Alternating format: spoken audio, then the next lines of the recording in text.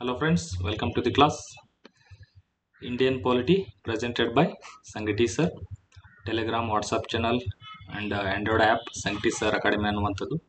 Previous ಕ್ಲಾಸ್ಗಳಿಂದ ನಾವು Indian ಪಾಲಿಟಿಯನ್ನು multiple choice ಕ್ವೆಶ್ಚನ್ಗಳ ಮೂಲಕ ನೋಡ್ತಾ ಇದ್ದೀವಿ. ಲೋಕಸಭೆಯ ಗರಿಷ್ಠ ಸಂಖ್ಯೆಯ ಸದಸ್ಯರು ಎಷ್ಟು, ಮ್ಯಾಕ್ಸಿಮಮ್ ಎಷ್ಟಿದೆ, ನಮ್ಮ ಸಂವಿಧಾನದಲ್ಲಿ ಮ್ಯಾಕ್ಸಿಮಮ್ ಎಷ್ಟು ಇರ್ಬೋದು ಅಂತಿದೆ. ಈಗ ಚೇಂಜ್ ಮಾಡ್ತಾರೆ ವೆರಿ ಸೂನ್ ಆಫ್ಟರ್ 2026 ಸೆನ್ಸಸ್. ಅದು 2031ರಲ್ಲಿ ಏನಾಗುತ್ತಲ್ಲ ಆ ಟೈಮಲ್ಲಿ ಮತ್ತೆ ಸಂಖ್ಯೆ ಹೆಚ್ಚಳಾಗುತ್ತೆ. ಅದಕ್ಕೆ ತಕ್ಕಂಗೆ ಪಾರ್ಲಿಮೆಂಟ್ ಕೂಡ ಕಟ್ಟಿದ್ದಾರೆ. ಬಟ್ ಗರಿಷ್ಠ ಎಷ್ಟು ಇರಬೇಕಂತಿದೆ ಸಂವಿಧಾನದಲ್ಲಿ? 545, 550, 552, 560. ಸರಿಯಾದ ಉತ್ತರ ಯಾವುದು? Option C is the right answer. 552. Actually ಎಷ್ಟಿದ್ದಾರೆ ಈಗ?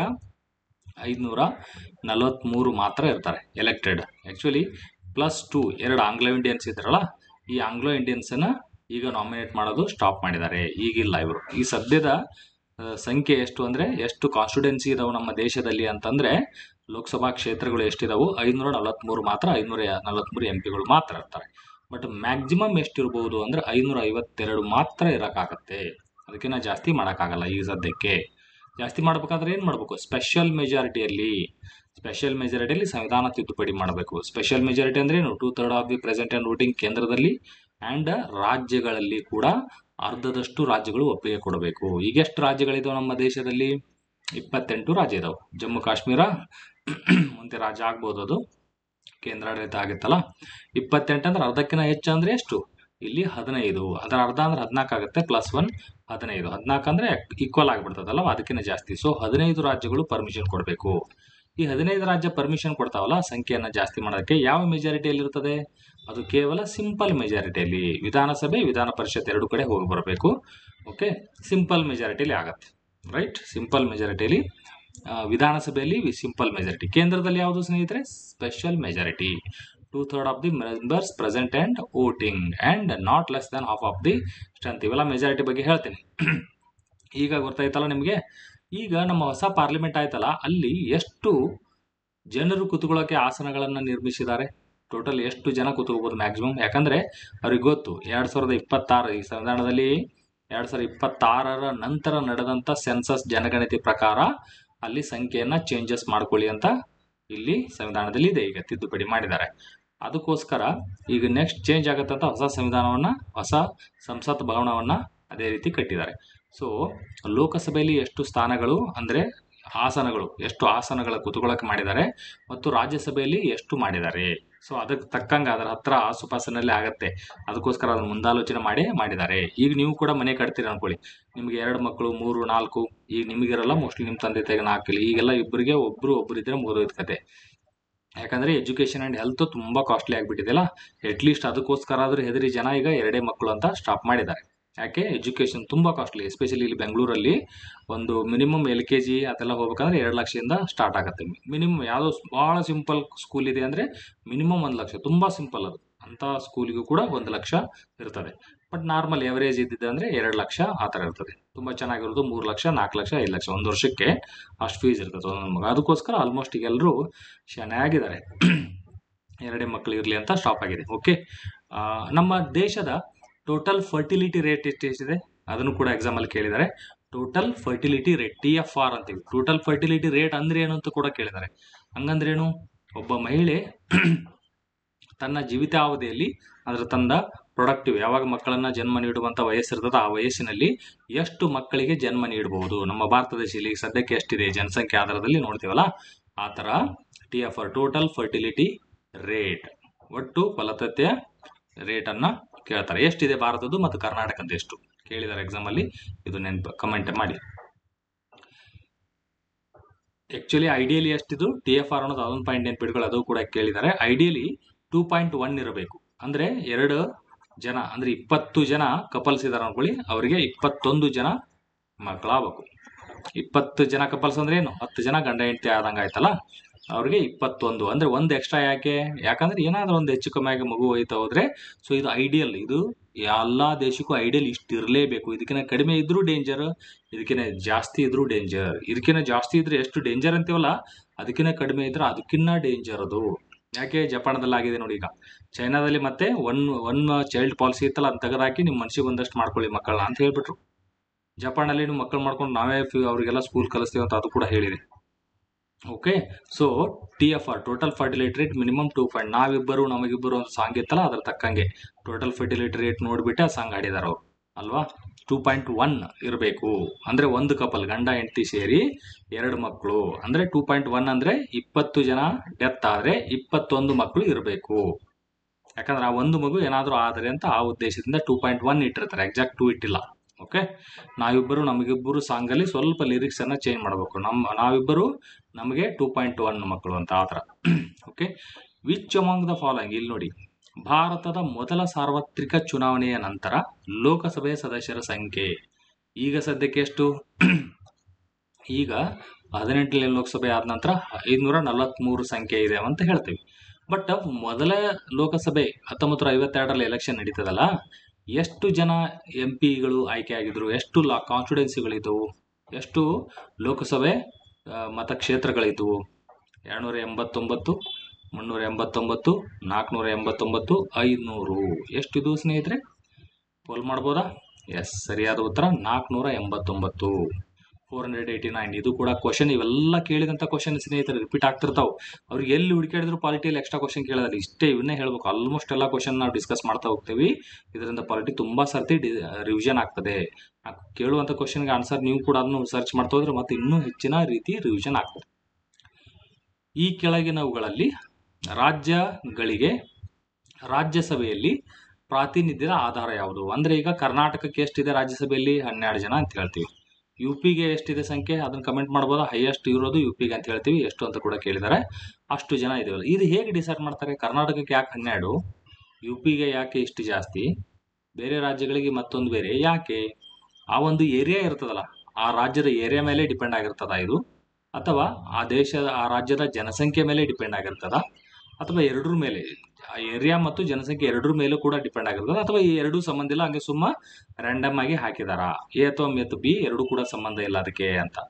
ಅಂದ್ರೆ ಒಂದು ರಾಜ್ಯಕ್ಕೆ ರಾಜ್ಯಸಭೆಯಲ್ಲಿ ಪ್ರಾತಿನಿಧ್ಯ ಎಷ್ಟಿರಬೇಕು, ಎಷ್ಟು ರಾಜ್ಯಸಭಾ MP ಗಳಿರಬೇಕು ಒಂದು ರಾಜ್ಯದಿಂದ ಅಂತ ಅನ್ನೋದು ಯಾವ ಆಧಾರದ ಮೇಲೆ ಆಗಿದೆ ಅಂತ ಕೇಳ್ತಾ ಇದ್ದಾರೆ. ಸರಿಯಾದ ಉತ್ತರ ಯಾವುದು? ಪೋಲ್ ಮಾಡ್ಬೋದಾ? ಎಸ್, ಜನಸಂಖ್ಯೆ ಸರಿಯಾದ ಉತ್ತರ. ಪ್ರದೇಶ, ಏರಿಯಾ ಎಲ್ಲ ನೋಡಲ್ಲ, ಏರಿಯಾವನ್ನ ನಾವು ಪರಿಗಣನೆಗೆ ತಗೊಳ್ಳೋದಿಲ್ಲ, ಜನಸಂಖ್ಯೆ ಮಾತ್ರ ತಗೊಂತೀವಿ. ಹಾಗಾದ್ರೆ ಯಾವ ವರ್ಷದ ಜನಸಂಖ್ಯೆ ಸ್ನೇಹಿತರೆ? ಈ ವರ್ಷದ ಜನಸಂಖ್ಯೆ ತಗೋತೀವಾ ಅಥವಾ ಯಾವ ವರ್ಷದ್ದು? ಕಮೆಂಟ್ ಅಲ್ಲಿ ಹೇಳ್ತೀರಾ? ಅದು ಕೂಡ ಕೇಳಿದ್ದಾರೆ. ಎಲ್ಲ ನಮ್ಮ ಪ್ರೆಸಿಡೆಂಟ್ ಎಲೆಕ್ಷನ್ ನಡೀತದಲ್ಲ, ಅದು ಕೂಡ ಸೇಮ್ ಇದೆ ಜನಸಂಖ್ಯೆ ಆಧಾರದಲ್ಲಿ. ಈ ನಮ್ಮ MP ಸೀಟ್ಗಳು ಇದಾವಲ್ಲ 543, ಅದು ಕೂಡ ಈ ಒಂದು ಜನಸಂಖ್ಯೆ. ಯಾವ ವರ್ಷದ ಸೆನ್ಸಸ್ ಅಂತ, ಈ ಜನಗಣತಿ 10 ವರ್ಷಕ್ಕೆ ಒಂದ್ಸಲ ನಡೀತದಲ್ಲ, ಯಾವ ವರ್ಷದ ಜನಸಂಖ್ಯೆ ಆಧಾರದಲ್ಲಿ ಮಾಡಿದ್ದಾರೆ ಅನ್ನೋದನ್ನ ಹೇಳಬೇಕು. ಸೊ ಪಾಯಿಂಟ್ ಅನ್ನ ಹೇಳಿ ಕೇಳಿದ್ದಾರೆ ಎಕ್ಸಾಮ್ ಅಲ್ಲಿ ಕೂಡ. ಈ ನಮ್ಮ ನಂತರ ಇಲ್ಲಿಗೆ ಓಕೆ, ಇನ್ನು ಅದನ್ನ ಮತ್ತೆ ಬೇರೆ ಕ್ವಶನ್ ಕೇಳ್ತಿರ್ತೀನಿ ಇದರಲ್ಲಿ. ಸರಿ, ಅದು ನೆಕ್ಸ್ಟ್ ಕ್ವಶನ್ ಕೇಳ್ತೀನಿ ನಿಮಗೆ.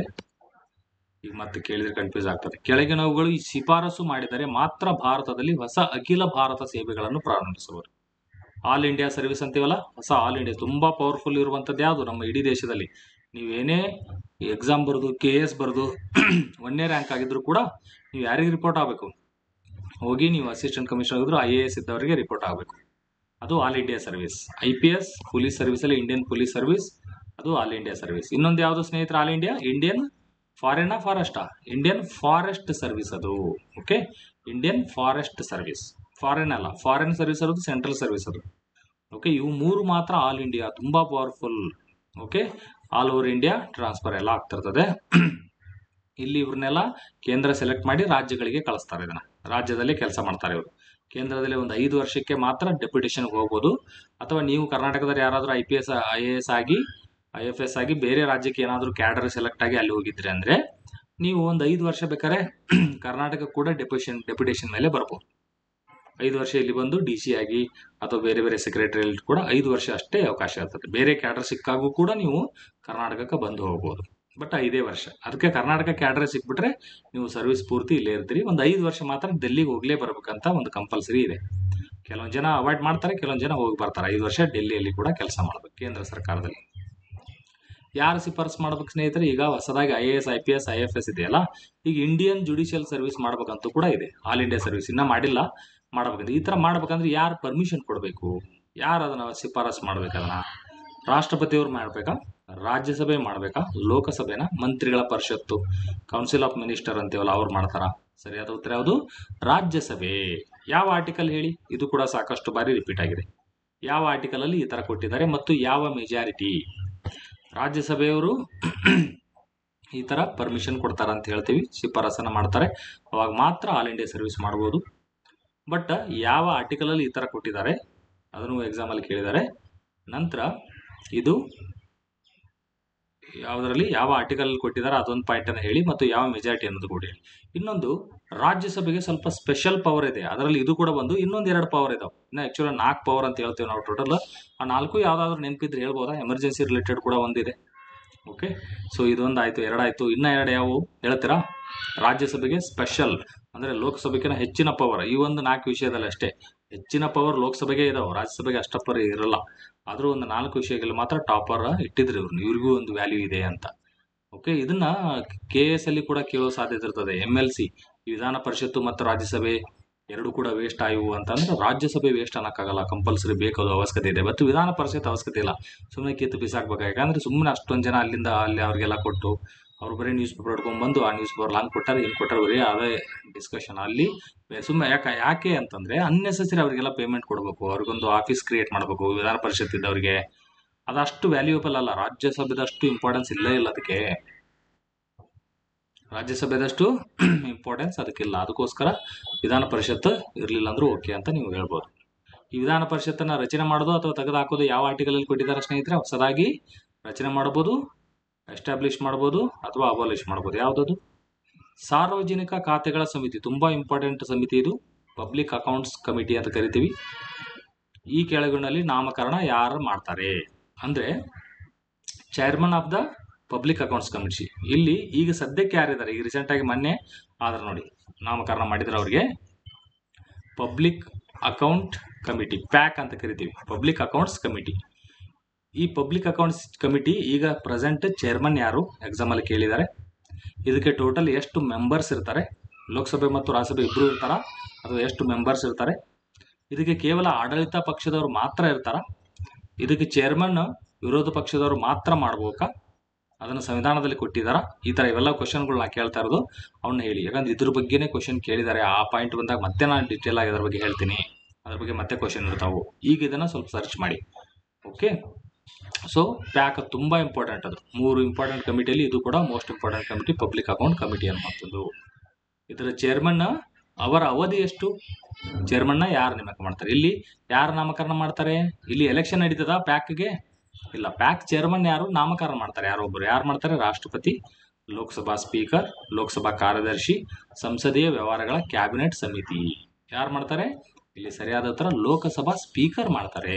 ಲೋಕಸಭೆಯ ಸ್ಪೀಕರ್ ಅವರು ಇವರನ್ನ ನಾಮಕರಣ ಮಾಡ್ತಾರೆ. ಓಕೆ, ಅವರ ಅಧಿಕಾರಾವಧಿ ಎಷ್ಟು? ಚೇರ್ಮನ್ ಆಗ್ತಾರಲ್ಲ ಅವರ ಅಧಿಕಾರಾವಧಿ ಎಷ್ಟು ಮತ್ತು ಆ ಮೆಂಬರ್ಸ್ ಇರ್ತಾರಲ್ಲ ಅವರ ಅಧಿಕಾರಾವಧಿ ಎಷ್ಟು? ಇವೆಲ್ಲವೂ ನಾವು ಟೇಬಲ್ ಹಾಕಿ ಎಕ್ಸ್ಪ್ಲೇನ್ ಮಾಡ್ತಾ ಇದ್ದೆ. ನೋಡೋಣ ಎಷ್ಟು ಜನ ನೆನ್ಪಿಟ್ಕೊಂಡಿದ್ರಿ. ಅನ್ ಅಕಾಡೆಮಿಯಲ್ಲಿ ನಾನು ಪಾಠ ಮಾಡ್ತಾ ಇರ್ಬೇಕಾದ್ರೆ ಮೊದಲು ಅವಾಗ ನೀವೆಲ್ಲ ಕೇಳಿದಿರಿ, ಇದನ್ನ ಟೇಬಲ್ ಹಾಕಿ 3 ಪ್ಲೇನ್ ಎಕ್ಸ್ಪ್ಲೇನ್ ಮಾಡ್ತಿದ್ದೆ. ಓಕೆ, ಯಾವಾಗ ಬಂತು ಅದು, ಆ ಥರದ್ದೆಲ್ಲ. ಲೋಕಸಭೆಯ 1ನೇ ಅಧಿವೇಶನದ ಕೆಳಗಿನ ಯಾವ ವರ್ಷಗಳಲ್ಲಿ ನಡೆಯಿತು? ಲೋಕಸಭೆ 1ನೇ ಅಧಿವೇಶನ ಯಾವಾಗ ನಡೀತದೆ ಹೇಳಿ ನೋಡೋಣ. 1950, 51, 52, 53. ನೋಡಿ, ಎಲಿಮಿನೇಷನ್ ಟ್ರೈ ಮಾಡಿ.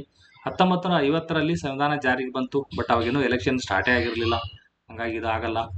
51 ಅವಾಗ ಸ್ಟಾರ್ಟ್ ಆಗುತ್ತೆ ಎಲೆಕ್ಷನ್, ಬಟ್ 51, 52 2 ವರ್ಷ ನಡೀತದೆ, ಇದು ಅಲ್ಲ. ಸರಿಯಾದ ಉತ್ತರ 52. 53 ಅಷ್ಟು ಲೇಟ್ ಆಗಿಲ್ಲ, 52ರಲ್ಲಿ ಆಗುತ್ತೆ ಲೋಕಸಭೆ 1ನೇ ಸೆಷನ್.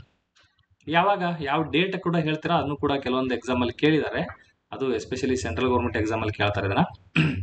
ಯಾವಾಗ ನಡೀತು ಮತ್ತು 1ನೇ ಸಂವಿಧಾನ ತಿದ್ದುಪಡಿ ಅದು ಯಾವ ವರ್ಷ ನಡೀತು ಅಂತ. 1ನೇ ಸಂವಿಧಾನ ತಿದ್ದುಪಡಿ ಆಗತ್ತಲ್ಲ, ಯಾವ ವರ್ಷ ಆಯ್ತು ಅದು? ಇದು 1ನೇ ಲೋಕಸಭೆ 1952 ಅಂತ ನೋಡಿದ್ರಿ. ಓಕೆ, ರಾಜ್ಯಸಭೆಯ ಗರಿಷ್ಠ ಸಂಖ್ಯೆ ಸದಸ್ಯರು ಎಷ್ಟು? ಈಗ ನಾವು ಆಗಲೇ ನೋಡಿದ್ವಿ, ಲೋಕಸಭೆಯ ಗರಿಷ್ಠ ಸಂಖ್ಯೆ ನೋಡಿದ್ವಿ. ಎಷ್ಟು ಅಂತಿತ್ತು? 552 ಮ್ಯಾಕ್ಸಿಮಮ್ ಇರಬಹುದು. ಈಗ ಸದ್ಯಕ್ಕೆ ಇರೋದು ಎಷ್ಟು? 543 ಮಾತ್ರ, ಬಟ್ ಮ್ಯಾಕ್ಸಿಮಮ್ 552. ಬಟ್ ಇದೇ ರೀತಿ ರಾಜ್ಯಸಭೆಗೆ ಎಷ್ಟು? ಈಗ ಸದ್ಯಕ್ಕೆ ಎಷ್ಟಿದ್ದಾರೆ ಸ್ನೇಹಿತರೆ? ಸದ್ಯಕ್ಕೆ ಇರುವಂತದ್ದು ರಾಜ್ಯಸಭೆ 245 ಇದೆ. ಓಕೆ, ಮ್ಯಾಕ್ಸಿಮಮ್ ಎಷ್ಟು ಸ್ನೇಹಿತರೆ ಹೇಳ್ಬೋದಾ? 245, 250, 255, 260. ಸರಿಯಾದ ಉತ್ತರ ಯಾವುದು? 250 is the right answer. Maximum 250. ಹಾಗಾದ್ರೆ ಇಲ್ಲಿ ಮ್ಯಾಕ್ಸಿಮಮ್ ರಾಜ್ಯಸಭೆದು 250 ಆಯಿತು ಅಲ್ವಾ. ರಾಜ್ಯಸಭೆದು ಮ್ಯಾಕ್ಸಿಮಮ್ 250. ಲೋಕಸಭೆದು ಎಷ್ಟು? ಲೋಕಸಭೆದಾದರೆ ನಿಮಗೆ 552. ಇದು ಲೋಕಸಭಾ. ಈಗ ಸದ್ಯಕ್ಕೆ ಇರೋದು ಇಷ್ಟು ಸಂಖ್ಯೆ. ರಾಜ್ಯಸಭೆಯಲ್ಲಿ ಮೆಜಾರಿಟಿ ಬರಬೇಕಂದ್ರೆ ಒಂದು ಪಕ್ಷ ಎಷ್ಟು ಸ್ಥಾನವನ್ನು ಹೊಂದಿರಬೇಕು? ಸದ್ಯಕ್ಕೆ ಎಷ್ಟಿದೆ? 245. 245 ಇದೆ ಅಂದ್ರೆ ಅದರ ಅರ್ಧ 1 2 3 ಫ್ಯಾನ್ಸಿ ನಂಬರ್ ನೋಡಿ 1 2 3 ಅದು ಮೆಜಾರಿಟಿ ಬರಬೇಕಂದ್ರೆ ಇರಬೇಕಾದಂಥ ಸ್ಥಾನ. ಇಲ್ಲಿ 543 ಇದೆಯಲ್ಲ, ಇದರ ಮೆಜಾರಿಟಿ ಎಷ್ಟು? ಅದರ ಅರ್ಧಕ್ಕಿಂತ ಜಾಸ್ತಿ. ಮಿಷನ್ 272 ಅಂತ ನರೇಂದ್ರ ಮೋದಿ 2014ರಲ್ಲಿ ಎಲೆಕ್ಷನ್ ನಿಂತಾಗ ಅವಾಗ ಮಿಷನ್ 272 ಅಂತ ಹೇಳ್ತಿದ್ರು ನೋಡಿ. ಅವಾಗ ಅವ್ರಿಗೆ ಡೌಟ್ ಇತ್ತು, ಮಿನಿಮಮ್ 270 ಆದರೂ ಬರ್ತಾ ಅಂತ. 72 ಓಕೆ, ಅಂದರೆ ನಾವು ಸ್ಟ್ರಾಂಗ್ ಸರ್ಕಾರ ಮಾಡೋಣ ಅಂತ. ಬಟ್ ಅದು ಚೆನ್ನಾಗಿ ಬಂದಿತ್ತು, 284 ಸಮಥಿಂಗ್ ಆ ಥರ ಬಂದಿತ್ತು. ಅದ ನಂತರ 303 ನೆಕ್ಸ್ಟ್ ಬಂತು. ಮತ್ತು ಈ ಸಲ ಪೂರ್ತಿ ಕಡಿಮೆ ಆಗಿದೆ, 240 ಬಂದಿದೆ. ಅಂದರೆ ಮೆಜಾರಿಟಿಗಿನ ಕಡಿಮೆ ಬಂದಿದೆ ಈ ಸಲ. ಈ ಸಲ ಎಷ್ಟು? ಬರೀ 240 ಅಷ್ಟೇ ಬಂತು. ಮೆಜಾರಿಟಿಗೆ ಇನ್ನೂ 32 ಬೇಕು. ಅದಕ್ಕೆ ಬೇರೆ ಅವ್ರ ಫ್ರೆಂಡ್ಸನ್ನು ಸೇರಿಸ್ಕೊಂಡು ಮಾಡಿದ್ದಾರೆ ಅವರು. ಓಕೆ, ಸೊ ಇವೆಲ್ಲ ನೆನಪಿರಲಿ, ವೆರಿ ಸಿಂಪಲ್ ಕ್ವಶನ್ಸ್ಗಳು ಇವೆಲ್ಲ. ಮತ್ತೆ ನಾವು ಈ ಕ್ವಶನ್ ನೆಕ್ಸ್ಟ್ ಇದರಲ್ಲಿ ತೊಗೊತೇನೆ ನಾನು. ಓಕೆ, ಇವೆಲ್ಲ ಫಾಲೋ ಮಾಡ್ತಾ ಇರಿ, ಚೆನ್ನಾಗಿ ಓದಿ. ಎಷ್ಟು ಅವರು ಓದಿದ್ರಿ ಅಂತ ಕೂಡ ಕಮೆಂಟ್ ಮಾಡಿ.